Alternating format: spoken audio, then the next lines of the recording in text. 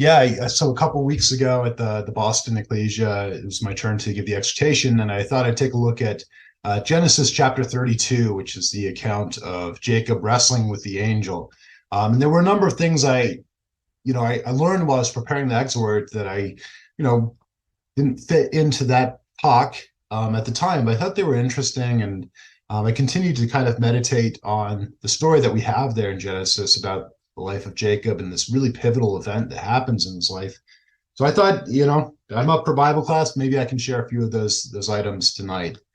Um, so the story about Jacob wrestling with the angel really, is presented as wrestling with God. He says, "I've seen the face of God." It's a really kind of mysterious, sort of dark context. He sent his wives and his children over the brook Jabbok, and he's alone, and it's dark, and he's assaulted by this unknown stranger, and they wrestle all night. Um, it's a really mysterious. There's kind of a mysterious quality to the story. And I think over the years, it's filled readers with a mixed sense of both wonder and also dread. This account of Jacob wrestling with the angel has inspired countless works of art, including several paintings. Yeah, so here's a few of the examples. On the left, there's the Rembrandt. Many other artists have kind of presented what they thought this experience would have looked like, their own artist depictions of that time. It inspired a hymn by the famous hymn writer John Wesley. There's a hymn that he writes about Jacob wrestling with the angel, and really about each of us and the wrestles that we go through. I'm not to go over every point that I brought up on the Sunday morning, but a few of the major themes that we see in this story are a theme of redemption. This event is occurring at a pivotal time in Jacob's life, where he's been in exile in Padan Aram, Syria, for 20 years, and now he's coming back. He's crossing over the Jabbok, and this ford, this river, so really it's a stream that he crosses. It's an east-west stream, and it represents him going from exile back into the land of promise. So there's a redemptive angle to the story. The other thing we see is the nature of our opposition. Jacob thinks his big problem in his life is Esau. Esau's the problem, and Isaac in various ways was his problem, and Laban was his problem. He had all these problems with different people, but really his own scheming and his deception and the lies that he tells that are the problem. And so we find throughout this that he's not actually wrestling with Esau or Laban or Isaac. He's wrestling with God. He's wrestling with his own relationship and moral shortcomings. So that's really the source of trouble in his life. And so this is really an eye-opening experience for him. We see in wrestling with God that God is truly long-suffering. He tolerates Jacob's struggles all night long until finally he touches him on the hip. And that's kind of the fourth aspect that we explored, the faithful wounds of a friend. And sometimes God wounds us. Sometimes we're hurt, we're punished, we're chastened by our Heavenly Father because of our sin and our shortcomings. So these are all things we learn from the account of Jacob wrestling with the angel. And finally, I think the important takeaway for me was to hold on. That's the thing that Jacob got right after wrestling for so long, 20 years of wrestling. God touches his hip. He realizes that the one with incredible power to hurt him, to put him in his place, also has incredible power to bless. And so he clings to the angel and he begs for the blessing.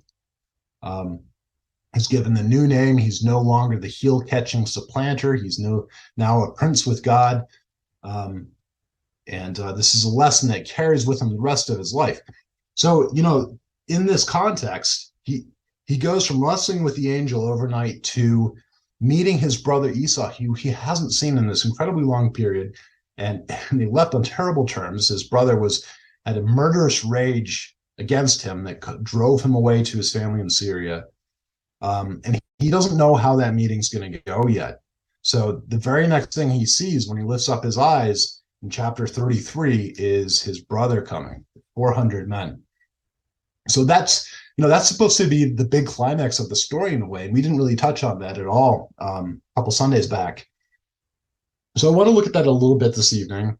I also want to look at how wrestling with the angel affects the rest of Jacob's life? Does he learn a lesson from this experience that fundamentally changes him? It transforms his character in some irrevocable way. Um, this question has sort of a meta application to a more personal question I think we've all asked ourselves. It relates to the conversion process, the heart circumcision process, the process of becoming born again, right? We are supposed to be new creatures in Christ. But so often we struggle with this because it's sort of a now and not yet process. We're new, but we're still reverting back to our old ways sometimes, and we recognize that there's kind of a paradox here. Really represent 2 Corinthians chapter 5 verse 17. If anyone's in Christ, he's a new creation. The old has passed away. The old's supposed to be gone. We're supposed to be done with that, right? And yet, we also see in Romans 7, Paul speaks in very candid terms about this ongoing battle and this enmity that exists inside of him. And so this transformation that we are experiencing as disciples is a now and not yet process. And this is really familiar ground for us. We think about this a lot. It's incredibly practical for us to consider. And my thought with this is just to kind of take that question and apply it to Jacob's life and see, oh, well, if this is the watershed moment in his life, being renamed Israel, being touched in the hip, kind of realizing his true opponent is not Esau, but he's been wrestling with God. These insights that he gains from his experience in chapter 32. How does that apply to this question that we often ask ourselves when we see ourselves regressing or not living up to the high standard that we know we've been called to? I think that's interesting. So that's what I'd like to cover this evening. Any questions or comments about any of that before we get into the material? Hey, Ben, it's Steve. Hey. Hey, so you used a word, and it's a word that I hear often when we describe Jacob, and that's supplanter. We don't use that word very often in English anymore. Is there another word that you can think of that would describe what supplanter is? Um, I was wondering if I think I looked it up, and I think schemer might be a word that would be more modern. a schemer, Does yes. that resonate with you? Well, so I think the source, the etymology of Jacob has something to do with the heel, right? And that he's a tripper upper, and the supplant in Yeah, some way is to like kind of replace one thing with another, which is sort of it's like that 3 card Monte or whatever the shell game, right? You think it's there, but somewhere yeah, else. It's kind of a scheme, right? I a get that. scheme. Yeah, yeah. So schemer. I don't know if you were when you were a little boy. Did you watch Thomas the Tank Engine? There was a funny character. I think it was played by was it Ringo Starr, and he was schemer. Or yeah. Anyway, I thought that was we need to change, right? So we're no longer going to be schemers, but we're going to be changed. And I think that's where you're going, right? Absolutely. So Yeah. Jacob continued to be a schemer. I don't want Thanks. to answer that, but that's the key to this question, right? Um, Ben so and go ahead. to supplant is kind of to try to take over somebody else's position, like to usurp authority, I think is maybe another synonym. So I think he was trying to supplant Esau's position as the firstborn and the one who gets the blessing. Perfect. Yeah. No, that's great. Yeah, that kind of goes. Thanks. That was helpful. Yeah. So yeah, let's see here. If you have your Bibles, please turn to Genesis chapter 33. Let's see. So I thought this was really interesting. Apologize for the small text. There's a lot of words on the screen. But in Genesis chapter 32, at the end of the chapter, verse 21, we see that Jacob, he's now prince with God, Israel, limping away from his night-long struggle with God. And the text here, I think, is subtly suggesting that the night that he spent wrestling with the angel is representative of the entire 20-year period that he's been in exile. When he escapes his brother's rage, he's leaving Beersheba, I believe, and he's going to head down Aram. In Genesis chapter 28, verse 11, the sun is setting. Now he's crossing the Jabbok, coming back into the promised land, meeting Esau, and the sun is rising in 32, verse 21. It's a really kind of neat parallel there. So it's a new day for Jacob, but we're not quite sure what the day will bring yet. Back in chapter 32, verse 11, he sent the scouts ahead. They see Esau coming with 400 men. So pretty concerned about that. Jacob kind of divides his family into what he calls two camps in Genesis chapter 32, verse 7. One camp he divides into three bands of servants, and he takes the flocks and the herds and the livestock, and he says, okay, these three groups, go meet Esau, one after another, say, we have a present for you, and Jacob, your brother, is following afterwards. So there's this whole array after array of gifts that come to Esau to placate him. After that, the second band, as I read it, the two camps are the camps of the servants and the camps of the wives and the female servants, the 11 children. So we see each of those, and Jacob is left behind. So further details of the order of that convoy are in chapter 33, verse 1 and 2. Bilhah and Zilpah sent ahead with their boys, Leah, Reuben, Dinah also, who was the daughter of Leah. She's the subject of Genesis chapter 34. And lastly, Rachel and Joseph. And Jacob appears to be behind them. And evidently, Jacob moves forward to the front of the family, and he meets Esau in the middle of the two camps. Okay, so what we see next is Jacob bowing 7 times. Bowing 7 times before Esau, this would be like something totally the over the top. If somebody today, to signify their respect for another, they came and bowed down before them 7 times, that would just seem ridiculous to us. And I just wanted to mention this, because it's in the archaeological record, it's always interesting kind of bring this, feel like it helps bring the story to life a little bit. This really happened.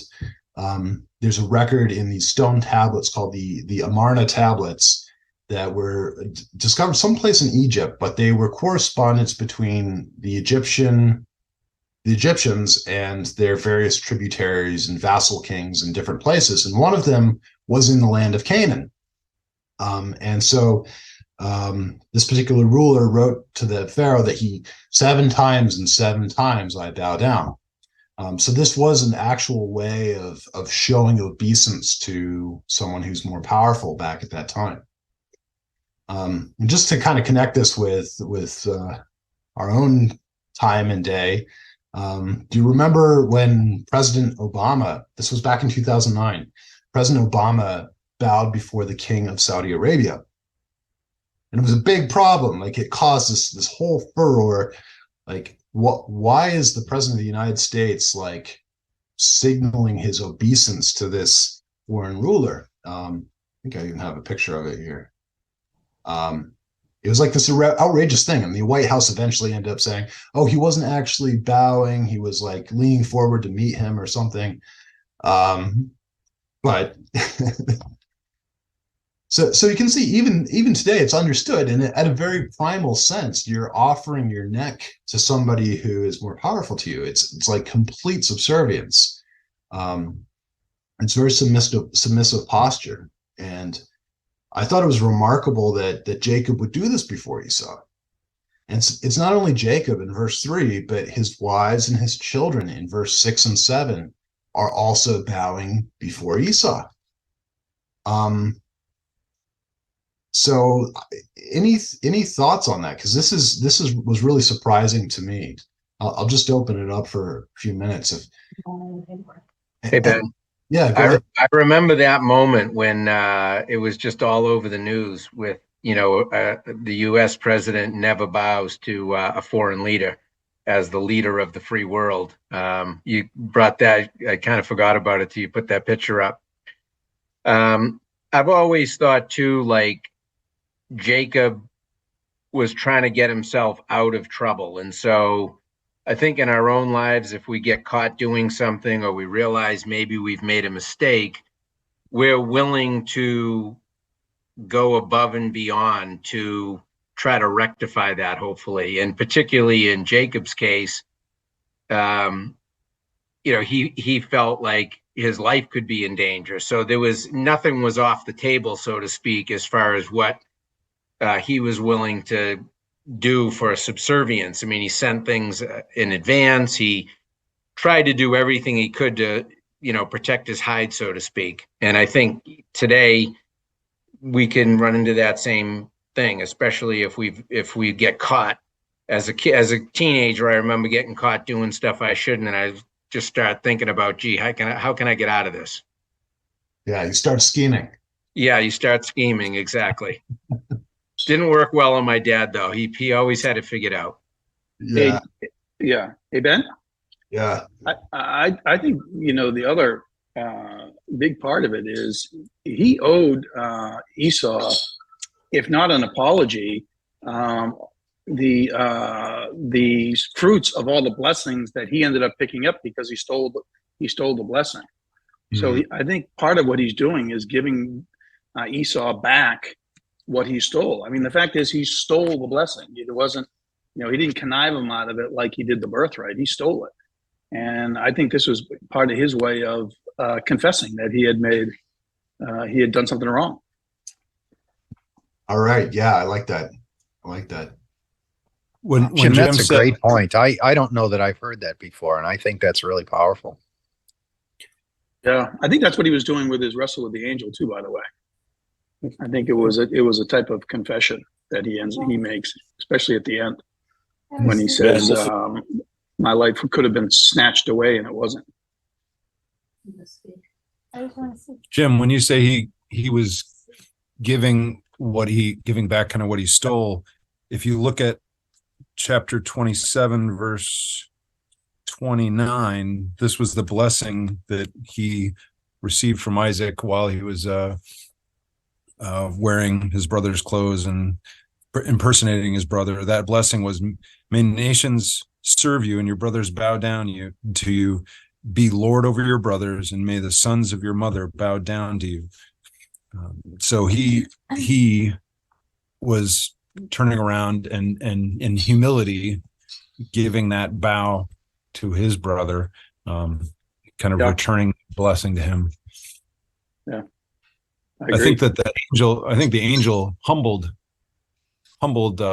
Jacob because he was wounded in the hip. He recognized that he'd been fighting for trying to get everything his way for all those years, and now God was kind of showing him that you're actually I don't know, you should be more humble and let me bless you rather than fighting for your blessing. Yeah. So I just want to riff on that a little bit. Here in Genesis chapter 27, we have, Brian just brought us to the blessing that Jacob stole. Esau comes in and he says, well, is there a blessing left for me, Dad? So Isaac does give him a blessing in verse 39, like sort of a secondary one, I guess. He says, behold, the fatness of the earth, your dwelling shall be, and away from the dew of heaven on high. Verse 40, by your sword you shall live and you shall serve your brother, but when you grow restless, you shall break his yoke from off your neck. And so it got me wondering, yes, we have, this national conflict between Edom and Israel, and you can think about various ways in which, Edom lived by the sword and eventually broke Israel's, you look at the account of the kings and, there's examples of Edom kind of rebelling from Israel. And I was like, well, how did Esau break the yoke off of Jacob's neck? I might have that backwards, right? Esau breaks Jacob's yoke from off Esau's neck. How did Jacob have a yoke on Esau's neck at any point in Esau's life? And at what point was it broken off? This helped me understand possibly what was going on with this. Oh yeah, so here, I'm sorry, I'm just going to regress for a moment here. This is the verse that Brian brought us to, and you see this is like kind of contradicted by the encounter that Jacob and Esau have now. If you look at everything that happens afterwards, there's sort of this pattern in the way that the narrative is given to us. It's this kind of chiastic structure that kind of closes the loop with this point at which the brothers are reconciled again.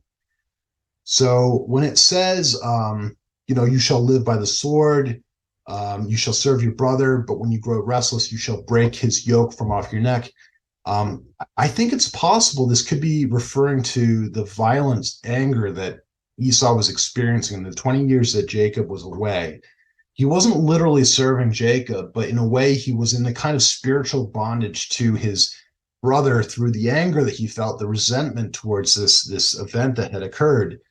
And then perhaps when it talks about shall grow restless and break his yoke from off your neck, maybe this is Esau reaching a point where he was just weary of his rage and willing to finally welcome Jacob home with open arms. So you see Jacob coming, bowing 7 times, calling him Lord. Maybe this is Esau breaking off Jacob's yoke from on him. It's a little bit speculative, but I couldn't really come up with a better way for how, this promise that Isaac gives to Esau is fulfilled in the brother's lifetime. So just another one to throw out there.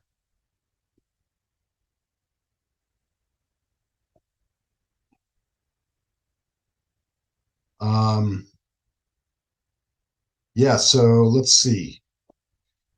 We're in Genesis chapter 33, verse 4. And Esau ran to meet him.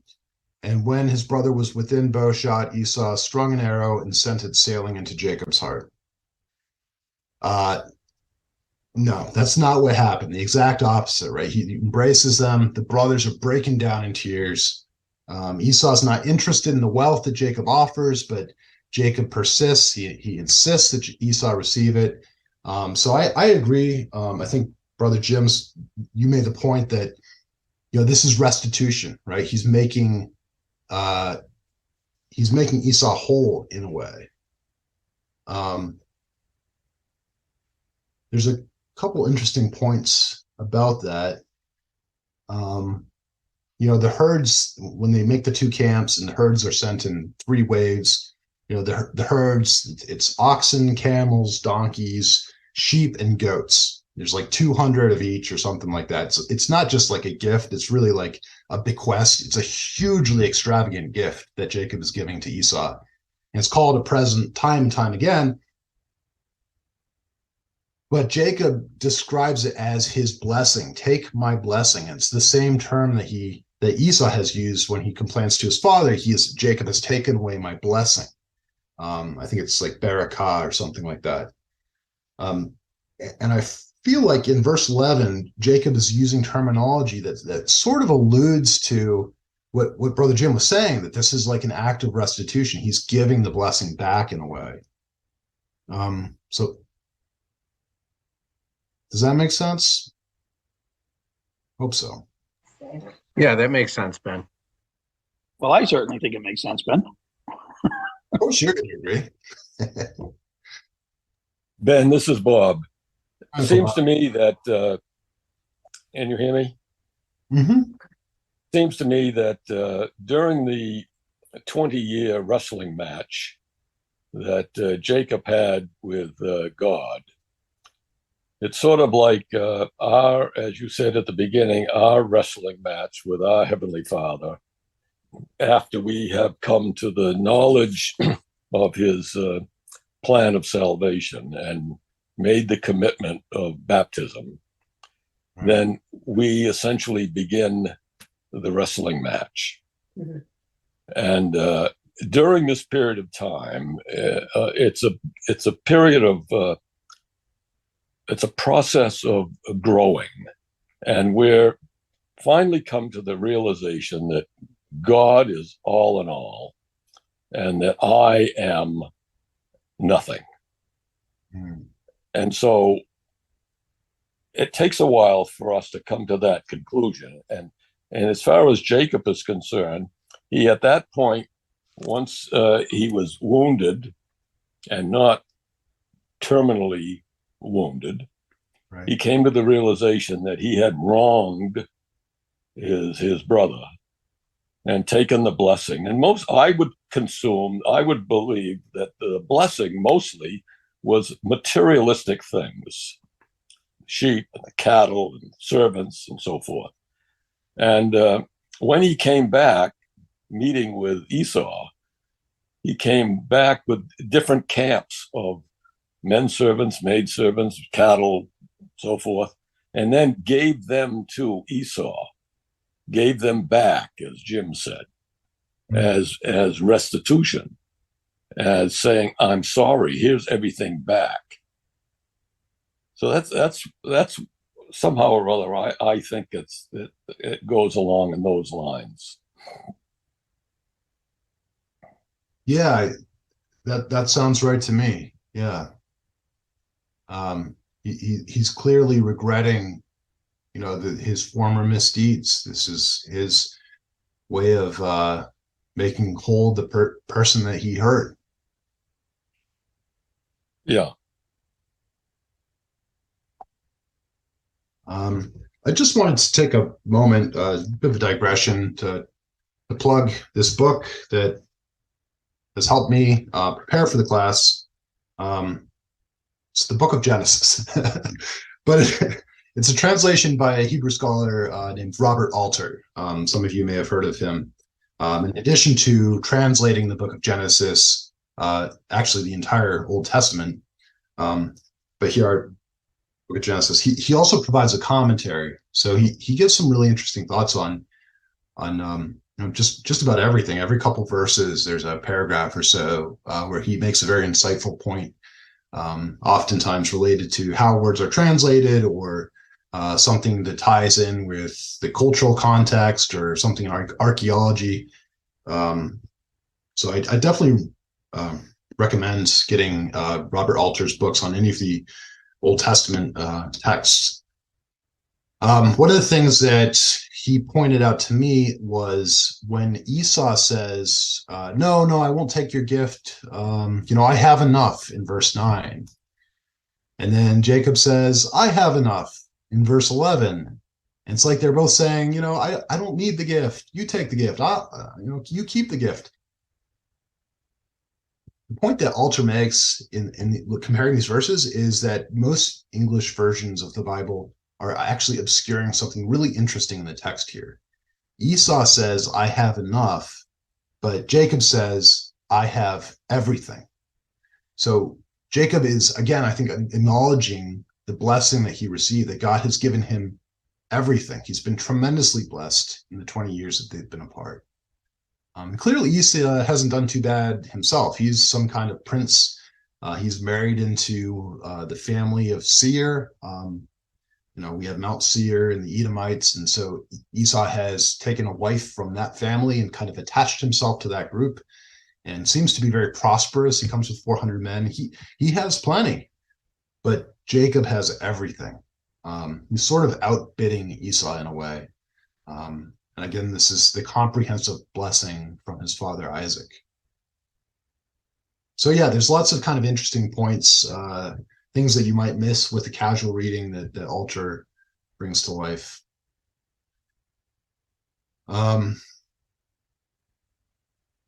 Okay, let's see. How do I stop sharing?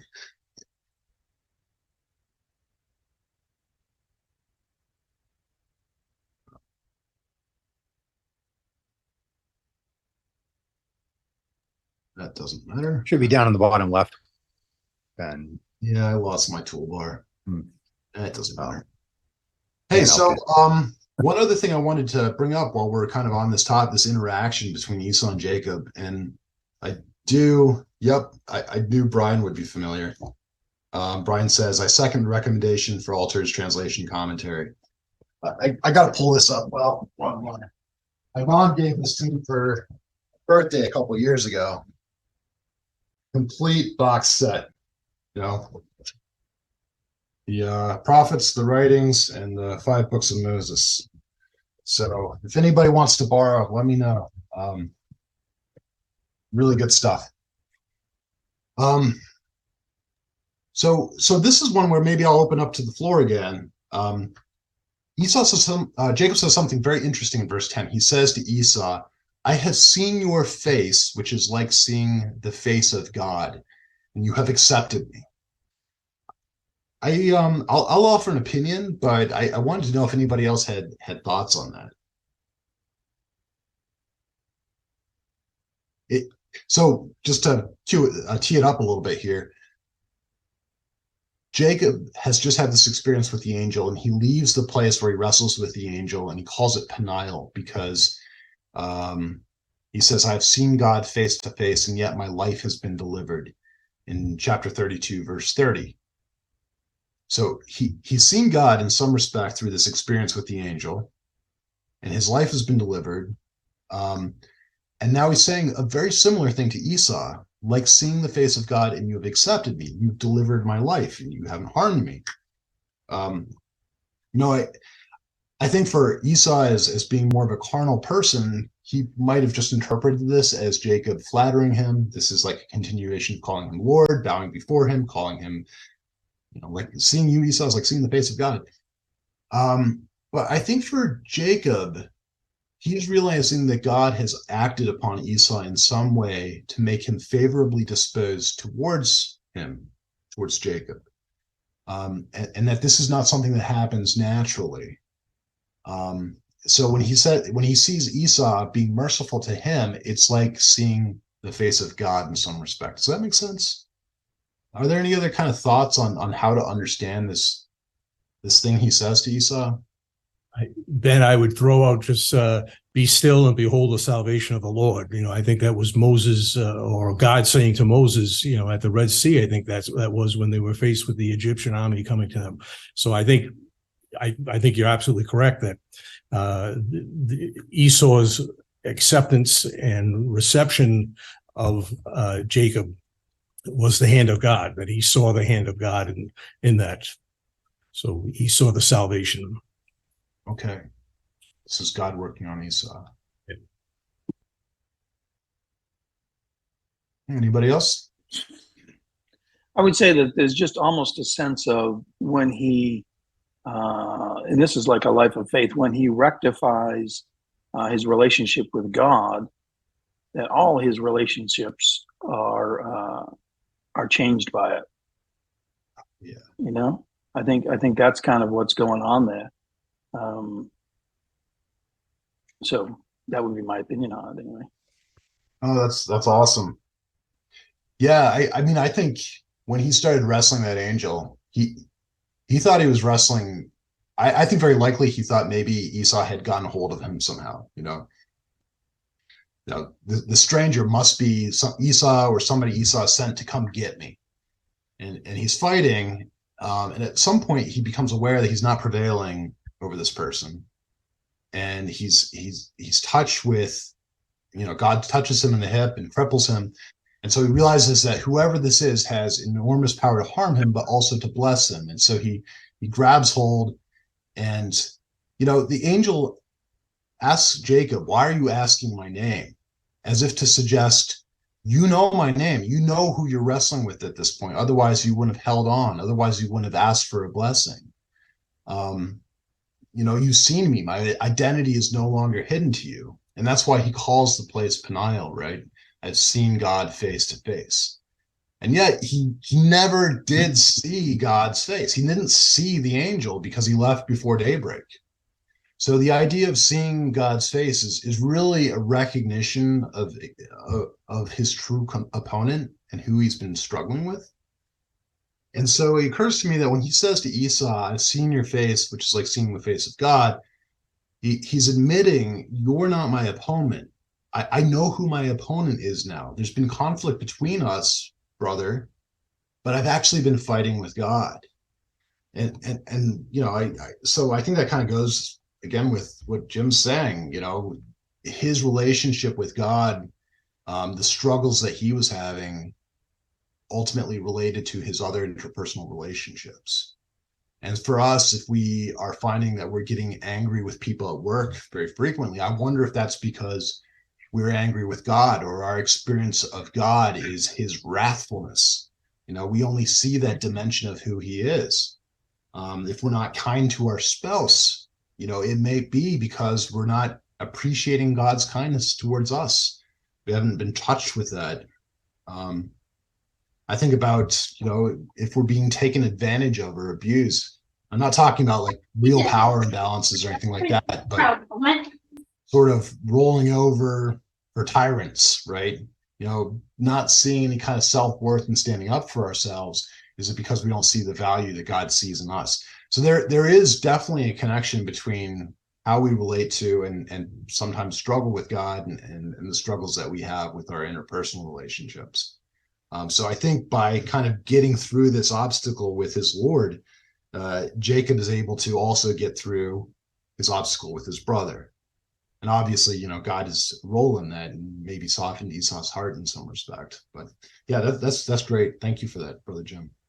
Think about, Ben, the parallels with some of the things you're saying, and thinking about how this parallels with Genesis 4. Like, it's through the hand of God that these two brothers were reconciled, and that relationship, like Jacob had to change his relationship with God, and then he was able to reconcile with his brother. If Cain had taken God's advice to watch out, there's sin crouching at the door, and if he had like worked on his relationship with God about, okay, my offering hasn't been accepted, maybe I need to look inside at myself, but instead he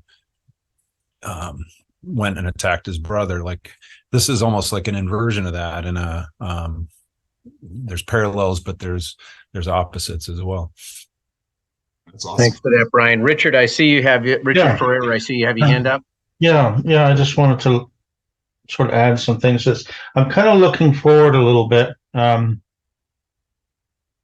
Jacob wrestles with this angel and prevails, and his name is changed to the nation of Israel. So I think we have to see how he's an individual that represents the nation. And in him as an individual, he's here prevailing all the way to daybreak, endlessly prevailing. He never fails. He never lets go until he gets the blessing, right? And so the nation of Israel goes through a lot of slavery and oppression throughout their entire history. Oppression by Canaanites, slavery and oppression in Egypt. Even when they inherit the promised land, there's all kinds of additional slavery and oppression and idol worship. Slavery and oppression in Babylon. They come back again more. They're dominated by other nations, the Greeks, the Romans, the Persians. Christ comes and they're exiled again for another 2,000 years. When did Israel not have slavery and oppression? All of their existence. And this is saying to them, despite all of those circumstances, you will prevail. You will always end up prevailing. And you have a sense of proof in that Jacob sees the face of God and he lives. That's to the extent that they prevail. They're actually seeing and standing before the face of God, and yet they live. That you can't have another situation that defines your ability to prevail than that. Thanks, Richard. And I guess the last comment is that before I go, the sinew that he's touching, I think there's an indication in the Strong's in the definition of the word that this affects his ability to procreate.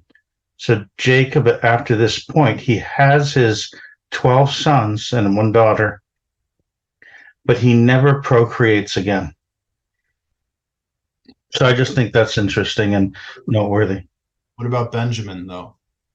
Benjamin is currently pregnant. Rebecca is currently with child. Benjamin's already been conceived. She's pregnant on this caravan train headed out. That's interesting. Yeah, I mean, he has all of his children in a 14-year period, it seems like. And then, he lives another, like, a significantly long time. So, yeah, thanks for bringing that, kind of blowing up the perspective and kind of putting it in kind of the light of national Israel. I thought that was really interesting, kind of examining their struggles over the eons to Jacob.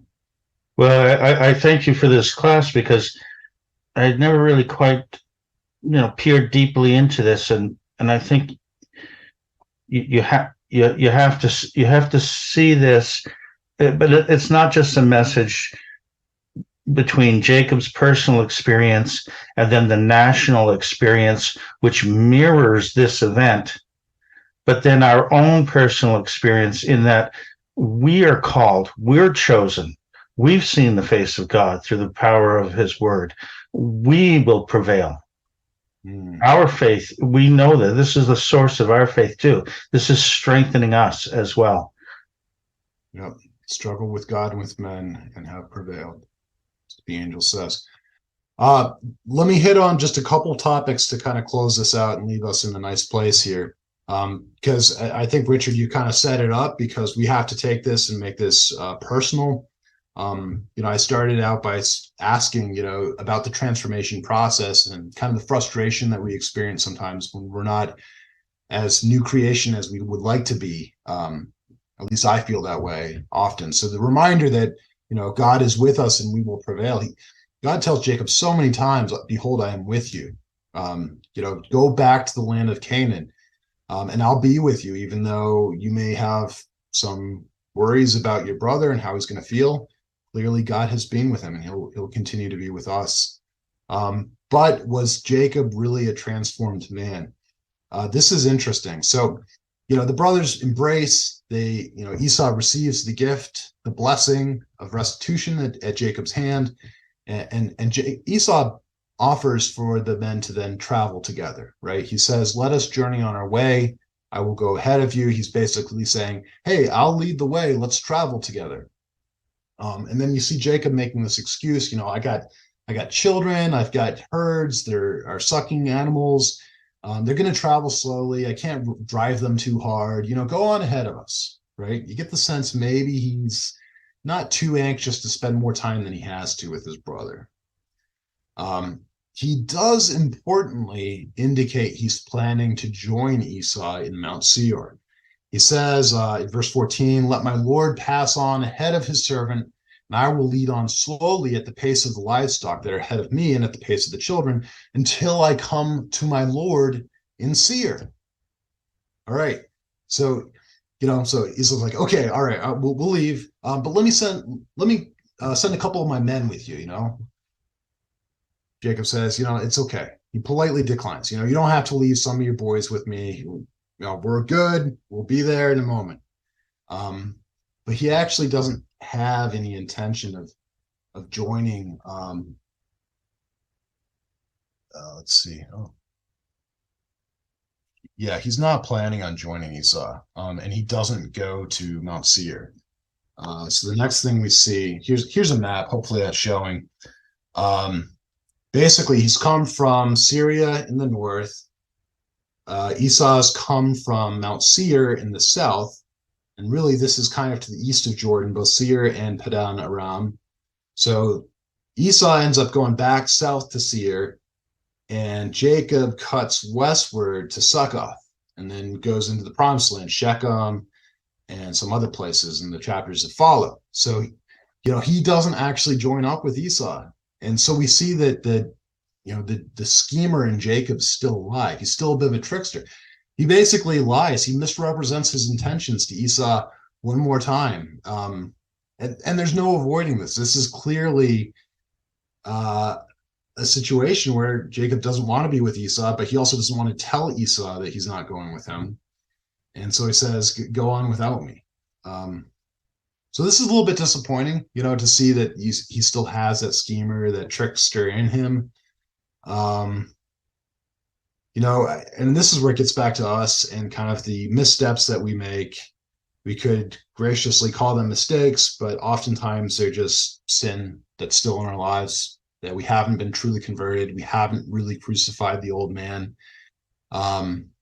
We still have these problems that crop up from time to time, sometimes chronically. Jacob has a chronic scheming problem. He's trying to do things on his own. So that's a little disappointing for me to see that. It clearly has a big influence on his family. If you look at chapter 34, and we won't tonight, but it's the story of Shechem and Hamor and Dinah. Sadly, this whole situation that comes up. And I only bring it up to mention that the boys are scheming again. They get the men of the city to be circumcised on the condition that they marry their sister, Dinah, and the men consent to be circumcised. And in that kind of diminished state, the boys, I think it's Simeon and Levi, go in and kill all the men of the city. So they're using this behavior that they've learned from their father. So it's sort of a multi-generational issue at this point. Think of Joseph. They take the coat, right? They sell Joseph to the Midianites. They take the coat, they dip it in goat's blood, right? They present it to their father, and what do you think happened to him, right? It's scheming time and again. And so I think the underlying issue with all of this is the great deception of chapter 27. This is where it kind of found its place, right?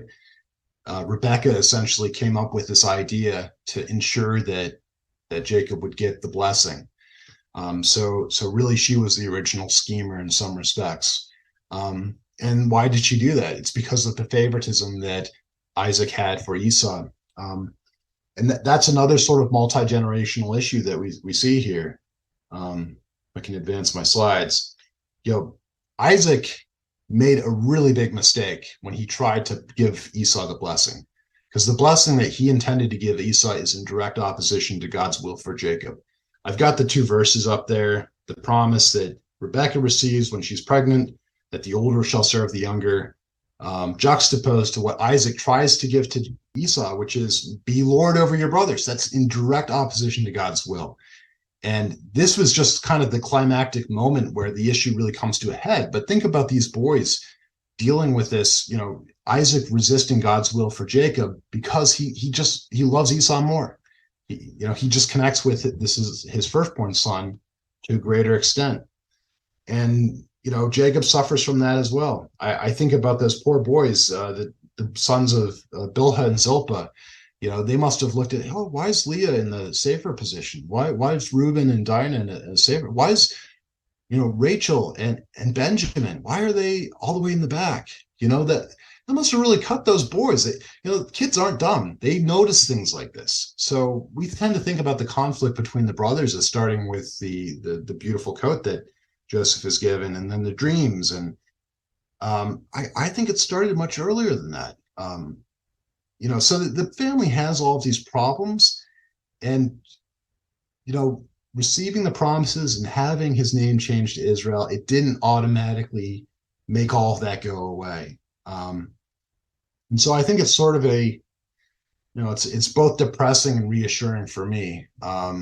It's depressing because, yes, we want all the troubles in our lives to go away. We want to be healed by God and be spiritually renewed in a really comprehensive way in the present. And I don't mean to undermine the power of God to change people. We've seen it before. We've seen it in ourselves. We know that God is smoothing the rough edges, right? And as time goes by, we do get better bit by bit. And sometimes people get better real quick, and you see a dramatic change in people's lives, especially when they've been mired in sinful lifestyles and things like that. But very often there's more chronic things that we are awaiting a final transformation. And I just go back to, I'll close with this. In Genesis 25, Rebecca is struggling to understand her pregnancy, right? She's got the twin boys inside of her, and she utters this really enigmatic and anxious cry. She says, "If it be so, why am I thus?" And Alter says it's basically sort of a broken sentence. She's like, "If what?" It's like, she can't comprehend what's happening inside of her body. It's sort of like that verse we went to at the beginning with Paul in Romans 7, talking about that internal struggle. And for each of us, we've got we've got Jacob and we've got Esau inside of us. We've got two different kinds of person at war and in conflict. And Jacob comes into the world clinging to Esau's heel, but in the end, he's clinging to God. And I think that's the takeaway from the story for me is that whatever we do, we just have to hold on to God in our lives, and we will prevail if that's the case. We can never stop holding on to our Lord, and He'll deliver us. So we got a few minutes left here. Any questions, comments? Thanks for that, Ben. Really well done. And the patience of God in our lives, it takes a lifetime, as Bob Davis was saying, that God works with us, and to get sin out of our life, really, we wrestle with sin each and every day, and we're not always successful, like you brought out, and ultimately we wait for that transformation at the judgment seat. The idea of just that the angel could have just crushed Jacob with one move, right, but didn't. And it reminds me of how God has dealt with me in my life, that crushing blows that he could have delivered to me, he didn't. He was patient and kind and long-suffering and merciful. And I think that's what he wants us to see in his character, that he wants to see progress in getting sin out of our life. And a verse that in Romans 12, verse 2, "Do not conform to the pattern of this world, but be transformed by the renewing of your mind." And that's why this Bible class is wonderful, because it helps all of us stay on track to the renewing of our mind and to that transformation process that's underway in all of us. So really well done, Ben. A lot of great points that you brought out to help me with my walk, for sure. Anyone else have anything? I make a comment? Sure, go ahead, John. And then Roberta, you next. I learned how to put the hand up there, so it took me about 2 years to figure that out. First, Ben, thank you very much, and I'm very well put, and in an accent that I understand, that I learned a Baltimore accent from my daughter-in-law. Esau and Jacob represent two nations, and I think there's a prophetic type and shadow in what you've been saying, and that kind of reconciliation, which you put so really clearly. Israel has come back to the land, just as Jacob came back to the land. And both Israel and Esau's descendants have become very prosperous. And they were afraid they've been confronting each other with 400 men coming up. I'm sure Jacob was worried, but maybe Esau was worried too. And that's why he came on. But in the end, they reconcile. And I think there may be a latter day action to that, and prayerfully maybe soon. Maybe the Israel and the most powerful descendants of Esau, which is Saudi Arabia, will reach peace. And there's a passage and I believe it's in Isaiah 38, No, it's in Ezekiel 38, isn't it? Where he says, peace and safety, then cometh sudden destruction.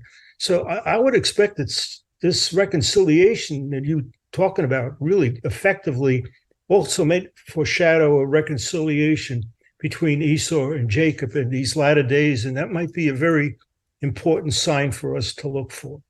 That would be amazing. Yeah, I hope so. Anyone else? Yep, go ahead. Just a comment on the idea of transformation. I think we see a transformation actually in Esau, because when we were looking at Genesis 27, he said, Isaac said to him that Jacob's yoke would be lifted off his neck. Well, the yoke, I think, was in the next verse where he says that he hated his brother and he wanted to kill him. But we see the transformation in 33:4, where he ran and kissed and fell on his neck and kissed him. And I think that plays into the fact of when he says that about seeing the face of God. Well, we know he didn't see the face of God, but that word face can also be translated presence. And so based on the behavior of Esau, he felt like he was in the presence of God. He saw the presence of God in Esau, his long suffering, his mercy, and his forgiveness of him. That's Great. it. Thanks for that.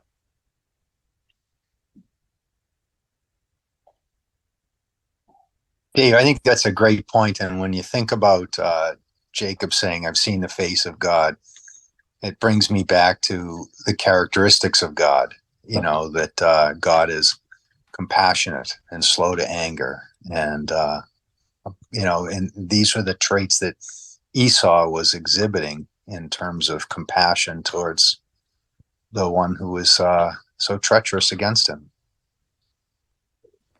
Yeah, in a lot of ways, Esau is a more sympathetic character than Jacob.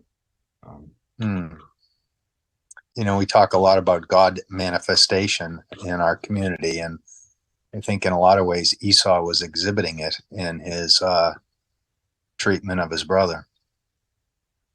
Yeah, I wasn't after the. Sorry, Steve. Finish your thought. Yeah, just sort of, not initially, as Dave points out, he wanted to kill him, but then afterwards he was more compassionate. You think differently? No, I kind of agree. Fundamentally, I don't know if he was like really changed, or if this is just sort of his posture towards his brother, and he's I think this is real reconciliation. They shed tears together, right? Yeah, it's messy sometimes, right, Ben? It occurred to me, and I don't think this is intentional. I think this is just a connection I made in my mind, but the image of Jacob returning humiliated in some ways, in a diminished state, bowing before his brother, reminded me of the prodigal son coming to the father, and the father standing and running towards him and embracing him. It's just there's some weird similarities there. I don't think that's what Jesus was thinking of when he gave the parable, but he's kind of in that position in a way of welcoming his brother back.